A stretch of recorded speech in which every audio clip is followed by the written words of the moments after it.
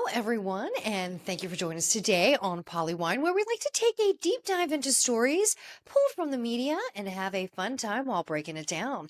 I'm Jillian, and let's get into it. So, I hope everyone had a festive and fun St. Patrick's Day yesterday, and Mother Earth must have been feeling that fighting Irish spirit because she struck Dublin, California yesterday with a 3.9 magnitude earthquake and then came back today to follow it up with a 2.9 magnitude earthquake. So for the city of Dublin, California, it was not the luck of the Irish for you yesterday and today. And once is bad enough, but for it to come back the next day, gotta be very unsettling. And Mother Nature had quite an active week. A major storm system moved across the Midwest all the way to the east. Tornadoes were reported, and it ended up taking the lives of 42 people through its path of destruction. I know that the storms that we had here in the Mid-Atlantic area were just absolutely intense. We had tornadoes that touched around where I live, but we just had intense wind and hail. The hail that we had was just crazy. We were just listening for other sounds because there were tornado warnings around us. And so you hear warnings that if there is an incoming tornado, sometimes you'll see hail. You'll hear the sound of like a freight train. So we definitely saw the hail. We had the wind, but we didn't have any of the other signs, which is great. But there were things that had touched around us. And that was just in this area. We were pretty lucky. I mean, still major storms, some damage. We were pretty fortunate, but not for many. So in this time, in our hearts and prayers go out to the family, friends, and loved ones that were affected by those who had passed in the storm. Speaking of passing, and this story just, it really gets me. The University of Pittsburgh student, 20-year-old Sadushka Kanoki, who is actually from Northern Virginia, just a beautiful 20-year-old girl who just had her whole life ahead of her. Pre-med, you can see her in the pictures and the videos that have been released from the DR. And she just looked like just such a vibrant young woman. Well, there has been a turn in the case. No, they have not found her. She is still technically missing. But the family of the student has asked the Dominican Republic authorities if they could please declare her as dead so they can move on. And they are accepting the fact that the authorities think that it's a possible drowning. The family is coming along to accepting that, and they have requested that the authorities declare her dead so they can start the process of grieving and move on. But there's something, I understand the family's decision. It's a personal decision, and they're doing what is best for them. You can't fault them, but there is something about this story that is very bothersome to me. And again, I said it last week during the podcast. It is very reminiscent of the Natalee Holloway case. And that was a while ago. If you're not familiar with the state, Google it, but a quick little catch up. It was a young 18-year-old student went to Aruba with a group of friends, went out for a night of drinking with girlfriends, ended up going to the beach with a guy and never returned.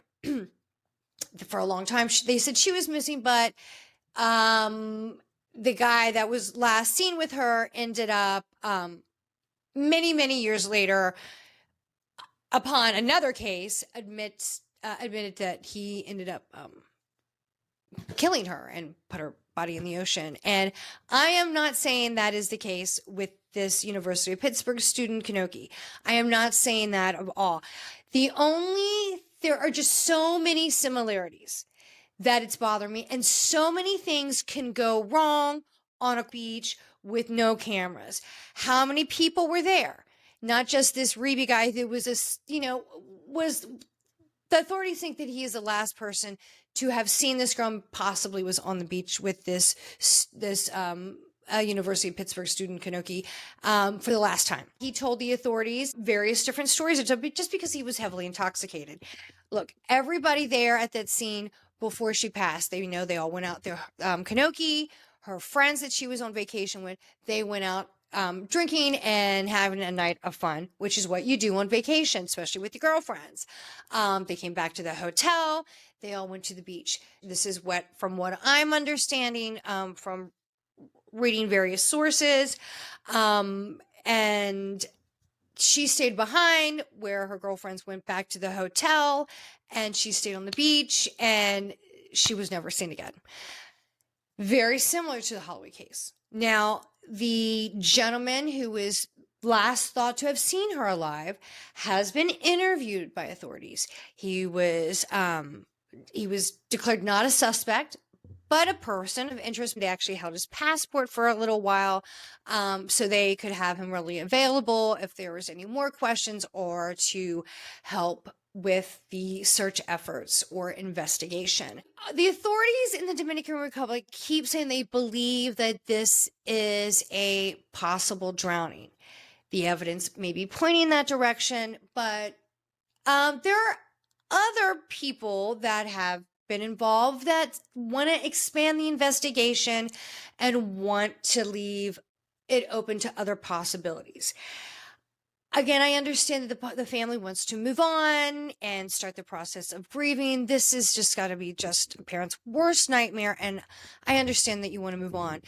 It would be so heartbreaking if something came out at a later time that something else happened to this poor girl. And that is my own concern, right? There's just too many unanswered questions. Yes, it could be an accident. Things happen that way. But look, I watch too many crime stories. There's so many stories that come from all over the world, where people go on vacation and go to the beach and never return. I was just watching a documentary not that long ago about this girl who disappeared in Australia, and they said she was a drowning, wasn't a drowning. Another one where this guy's brother went missing and they said he was drowning, wasn't a drowning. It was actually more. So I've seen too many documentaries. I've read too many stories. I would hate for something to come out at a later time that something different happened to this beautiful young girl. Her sarong and flip-flops were found on the beach. It looked like they were untouched, possibly where she last left them. Some believe that could be evidence that maybe something happened since she never returned, something bad happened, of course. Others say that that's evidence that says that she left it there going into the ocean and never returned. So there's still so many unanswered questions in this case. As far as I am aware at this very moment, the investigation is still ongoing. There are various authorities and law enforcement that are involved in the investigation, but it has been put out in the media that the parents of Sadushka Kanoki, the 20-year-old student, that her parents have requested that the Dominican Republic authorities please declare her dead and that it was a drowning, just to go ahead and wrap it up and close it up and move forward. So just so sad. Again, nobody of course wanted to hear this ending. But again, I just hope nothing comes out at a later time. But I hope that her name and this story still out in the news and in social media. I hope if anyone knows anything, any information, to please come ahead, to please come forward. If anyone has any information about this girl's disappearance or whatever may have happened to her, that they please come forward. Their family needs some type of closure. Not to know anything is, again, just the worst nightmare for a parent. Absolutely awful. Now, going to another story where there's a lot of drinking and potentially an accidental death happened. And I am not sure if you are familiar with the case out of Boston about Karen Read and her boyfriend, John O'Keefe. There was a documentary that was released on HBO Max, and it was called The Trial of Karen Read. And this is her version of what has happened in the court and her story. But this is what we know now. Now, January 29th, 2022, police and paramedics were called and to a scene of an unresponsive male that was laying in the front yard in the snow of this residence. Well, he later ended up dying. Okay. So if you're not familiar with this story, let me just do a quick little catch up for you. So, this woman, Karen Read, was dating a Boston police officer, John O'Keefe. They went out for a night of fun with friends. They were out drinking at bars, and then they were invited to a friend's house to continue to have some more drinks and continue the night of fun. Well, once they got to this house, not sure really what happened, but they were fighting and she left the scene. Okay. And she said that her boyfriend, John O'Keefe, never came home from the night at a partying at their friend's house. Well, she called friends, to go help her find the boyfriend because he never came home, and she was frantic and didn't know what happened to him.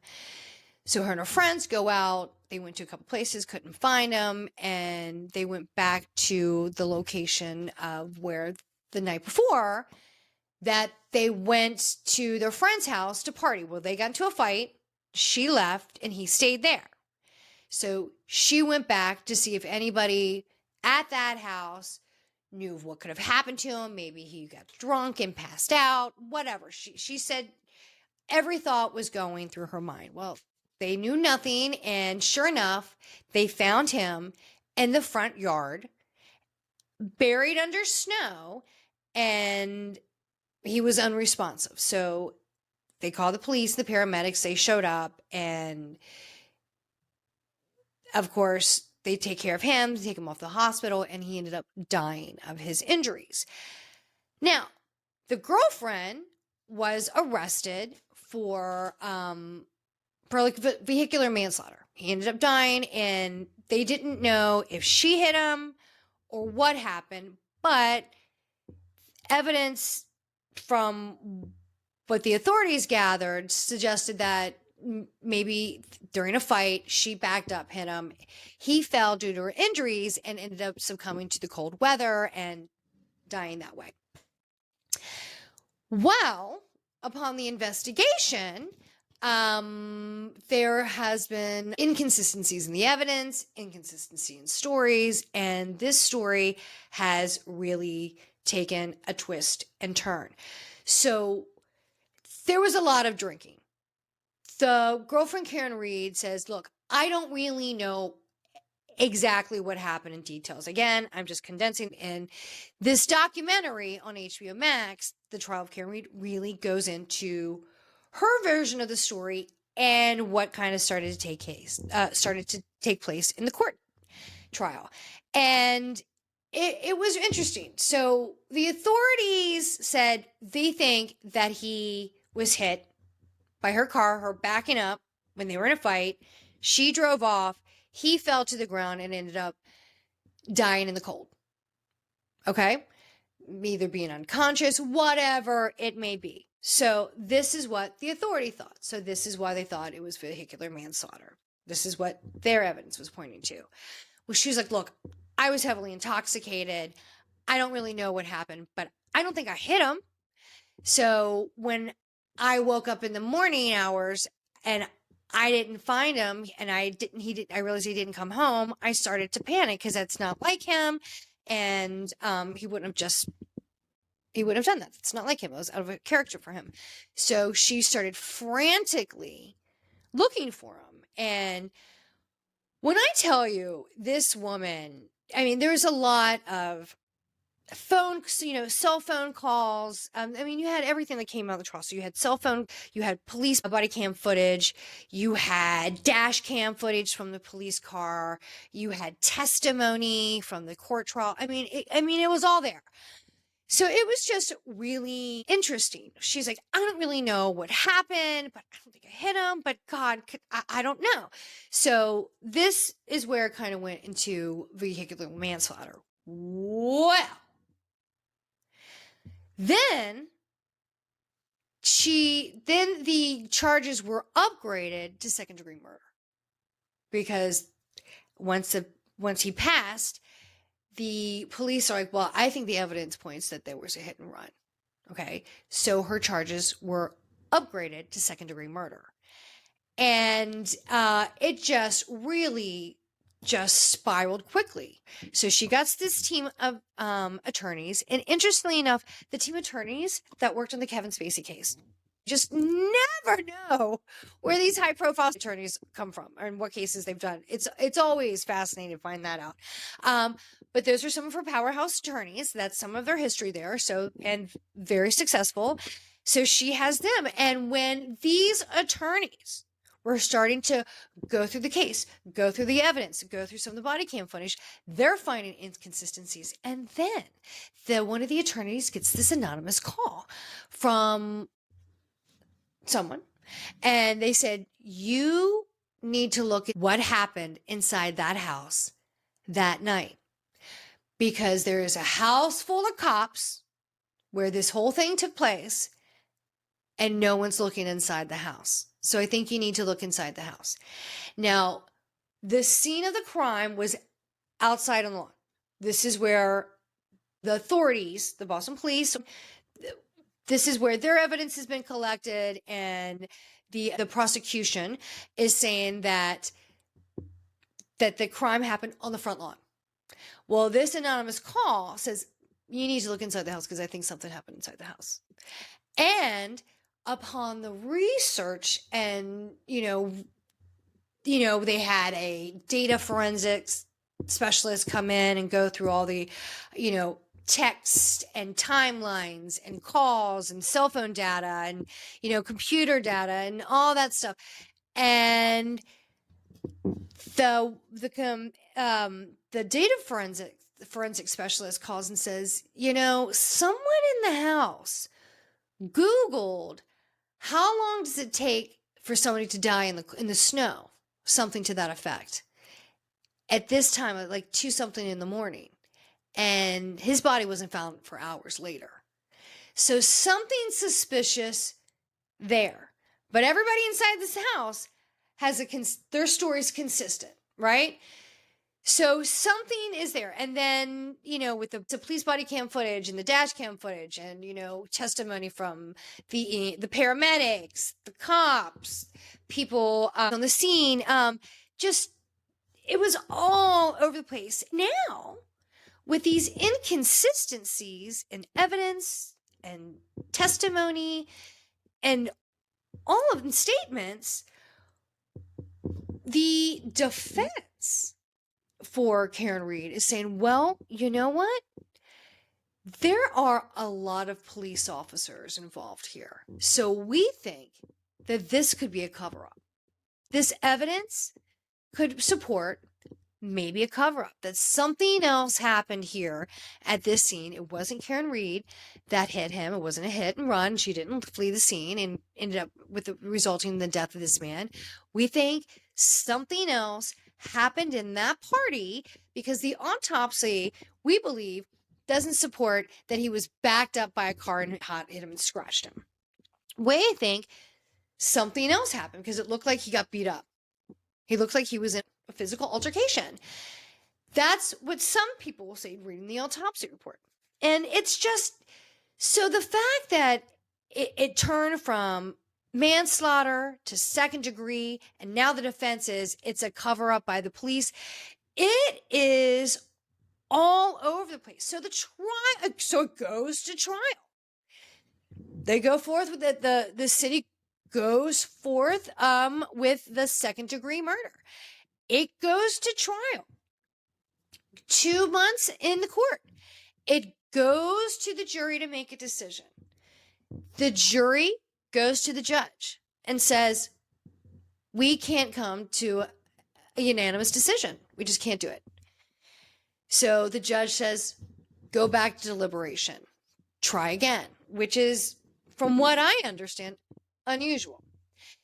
So I think this was on a Friday I was reading. So then on Monday, the juror comes back and says, we still cannot come to a unanimous decision. The judge says again, go back, continue deliberation. The next day, the juror comes back and says, we are not going to be able to come to a decision. It's not happening. So it was declared a mistrial. Okay, there's that. Well, now, prosecution said, we're going to trial her again. It was a mistrial, so we are going to trial her again. And we're going to go to trial again. Well. Now it is. Now her defense attorney was saying, well, we've kind of got a little bit more information. So they're unpacking it a little bit more, breaking it more down. Well, once the jury came out and was able to speak, find out the jury did actually, out of the 3 things that they had to decide, they said 2, they didn't prove beyond a reasonable doubt. But on the third one, they couldn't decide. So the defense was saying, well, you can't, well, they technically, even though it wasn't a written decision, it was a verbal decision. So this is what I'm understanding. And if anybody wants to correct me, please do. This is what I'm trying to break down from the documentary and what the attorneys were saying. It's a lot. The defense said, well, we can't try it again because that would be double jeopardy. So if they said they believe she wasn't guilty on the major charges of like second degree and this and that, well, we can't try her again. But the prosecution were like, well, no. It was not written. It's not valid. So yeah, we're going to try her again. And it seems like that worked, and they are going to try her again. And her trial's coming right up. And I think it's coming up in April. So it's right around the corner. But this documentary on HBO Max, and there's only been two episodes that have been released yet. And again, this is her version. This is her side of the story. But she's prepping for the second trial that's coming up. And when I was saying going through this evidence, she does not look great at all in this case, in the evidence, in this documentary. She's very hot-headed. She's very high-tempered. The voicemails that were released that she left him, I mean, just psycho, maniac on the other end, screaming at him, vulgarities, just absurdities. I mean, it's holy moly. I mean, wow. And she said, I was drunk, I was pissed, but she gets pissed a lot. She seems very bratty. Doesn't make her guilty. Right? So she might be guilty. She may not be guilty. She, of course, is declaring her innocence. Everybody is innocent until proven guilty. I understand when you see both sides, you hear the evidence from both sides. And like I said, this documentary is pretty much her side. But when you hear some of the stuff that came out during the first trial, you're like, wow, that's pretty damning. And then you hear their case, like, oh, well, okay, well, they refuted that pretty well. That seems a little discredited. I can see where you might see her guilty. I could see where you might find innocence. I could possibly see where there's a cover-up. I could see where this could be a very difficult call for jurors. Absolutely. I can see where it is very much divided the city of Boston. I was interested in the trial before. Now that I've watched the documentary, some of it, like I said, there's only two episodes that have come out, but I am definitely going to be watching this when it comes to trial, the second part. Second time around. This has happened before. There was a case And do you remember there was a documentary a while ago? God, where was it? It was on Netflix or something like that, called The Staircase, where this guy's wife fell down the stairs and she drinking and stuff like that. She fell down the stairs and the authorities thought that he did it. Maybe he shoved her down the stairs. And it was a mistrial and they tried him again. And that was a really fascinating documentary, fascinating case. I mean, it went on for years. I think it was like 12 years in total. This thing went on. The documentary, like I remember, I think it was a French film team that was, doing this documentary for that one, The Staircase. And they're like, well, I remember when the producer or the head guy was doing the documentary, it was like, when I read this American story, in France for the first time, I was like, wow, this is what a crazy story. I'm fascinated by this. I want to document this.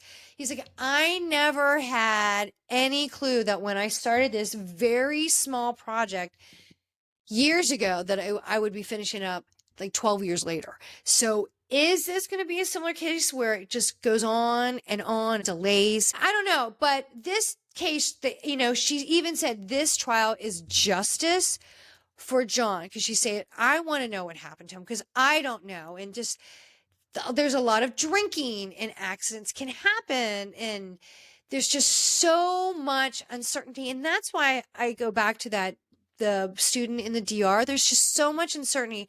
And when there's a lot of alcohol, you don't remember, details are foggy and unclear and just too many holes in the story.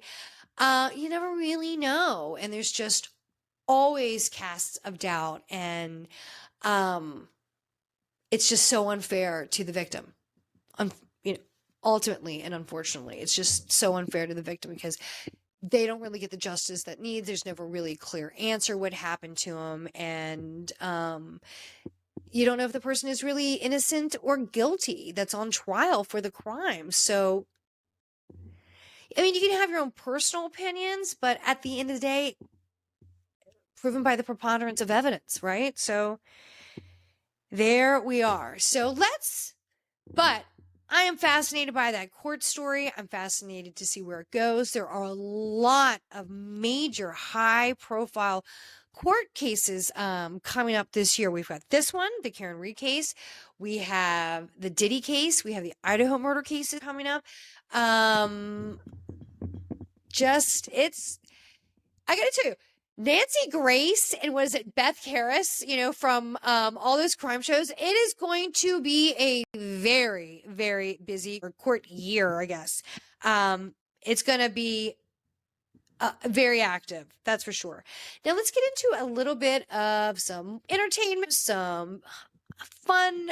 So yesterday on St. Patrick's Day, we had the iHeartRadio Awards and looked fun.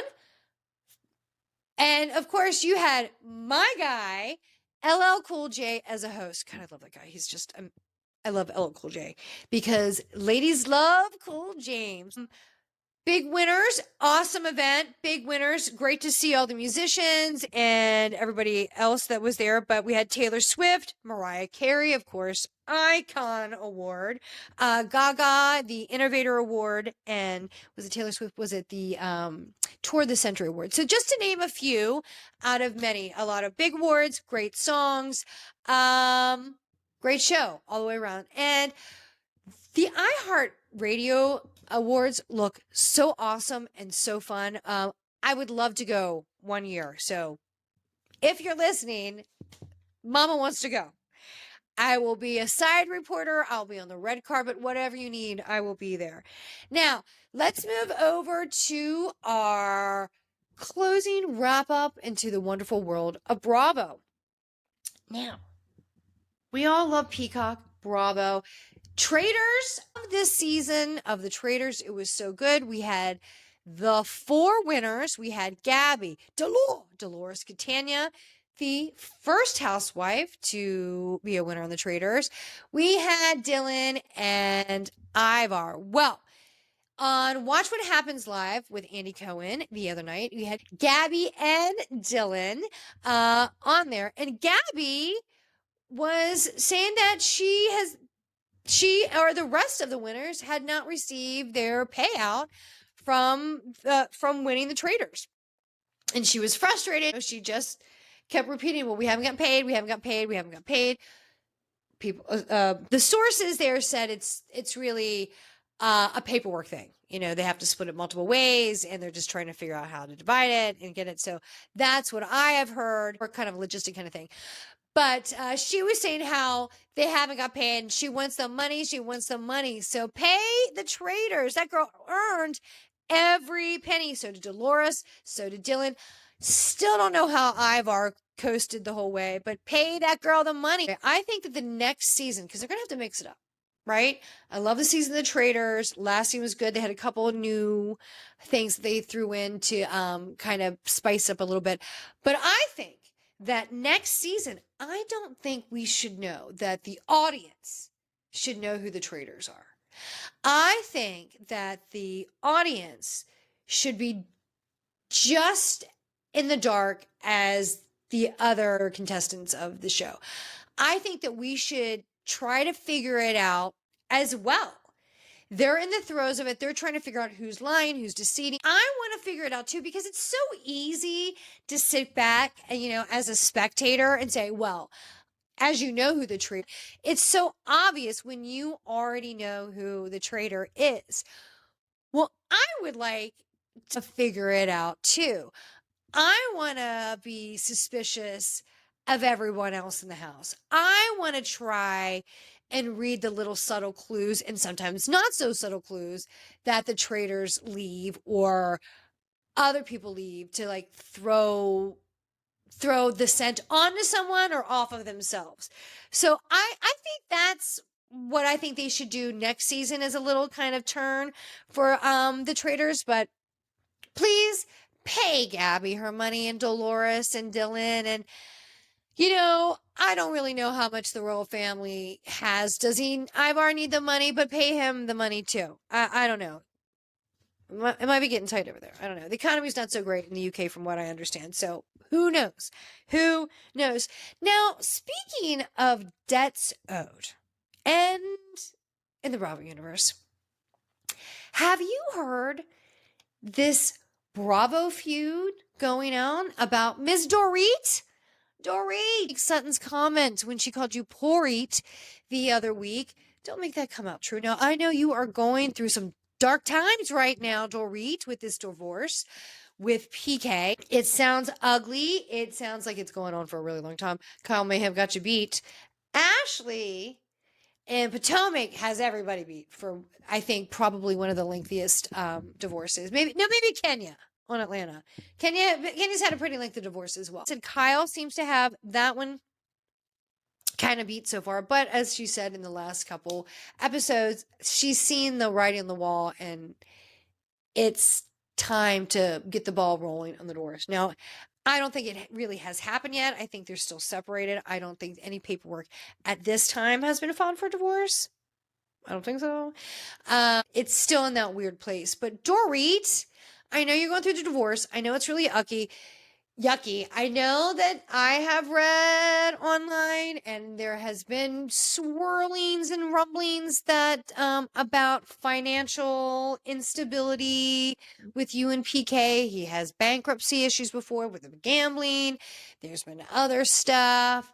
And she's even admitted during that time was ride or die with him. So that's why it was so heartbreaking when he turned on her with this divorce before the 10 years, by the way. But now, so I think it was Jeff Lewis's podcast. Everything always goes down on Jeff Lewis's podcast. But Tracy Tudor from Million Dollar Listing LA let it slip that Dorit didn't pay her stylist and I don't know if it was her hairstylist or just her stylist. The guy, was it Chris? And he has let it slip that she didn't pay. So it's just coming out. She's not paying her bills and the noise is becoming louder and louder and louder. I do feel bad for Dorit, but she was trying to shut it down on Watch What Happens Live the other day. She looked great. But it's just unfortunate. You've got more Bravo feuds. I mean, not only are you just getting through your fight with Kyle, and you're coming through on the other side, it looks like, which is lovely. But now you've got a fight going on with Tracy Tudor with $1 Million Listing. Now you've got one going on with your stylist. What else is happening, Dorit? I'm sure it'll come out. It'll come out, especially if the divorce does happen and goes throughout. It's all going to come out. So we shall see. And speaking of divorces, Miss Portia on the Real Housewives of Atlanta. Wow. Portia's going through a divorce with her soon-to-be ex. Her ex is a story in itself. I do miss Candy. But maybe Candy will come back. I know nobody wants it. I know no one wants it. But I think we still need a Kim Zolciak cameo once in a while. She showed up a couple years ago, right? Didn't she show up to like a dinner or something like that years ago? I think she did. We need Kim Zolciak for that. She can get a few dollars on a check for showing up. But I think that's nice because she's still a mess. She can still bring the drama. Even when she shows up for like 5 minutes, she knows the assignment. She knows what to do when she's there. She's a Bravo veteran. But, I mean, her drama never ends. And I think we need a little sprinkle in of Kim Zolciak once in a while. I really do. If we're getting Portia back, I think we need Kim, especially if we're going to lose Ken. I'm enjoying Below Deck Down Under, Captain Jason and his kimono. Loving that. What a mess this crew is.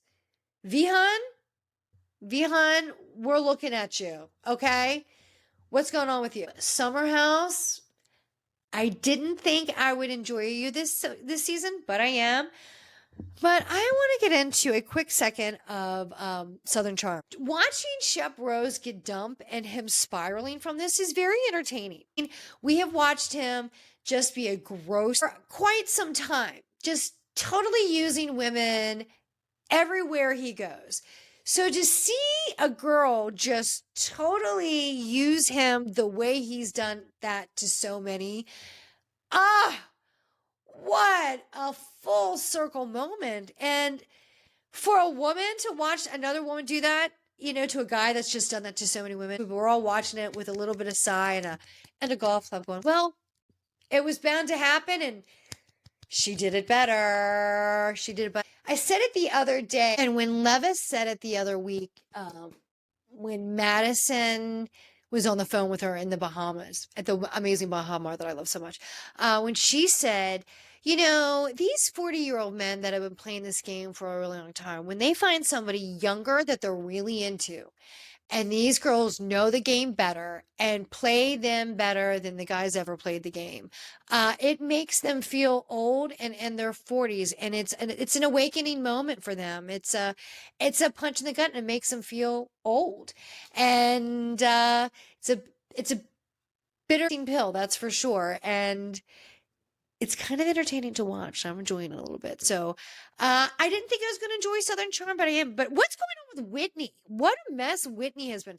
Miss Patricia, I always find you interesting to watch. And just to hear you go, Whitney, Whitney's a mess tonight. He's had so many bourbon. He's so drunk.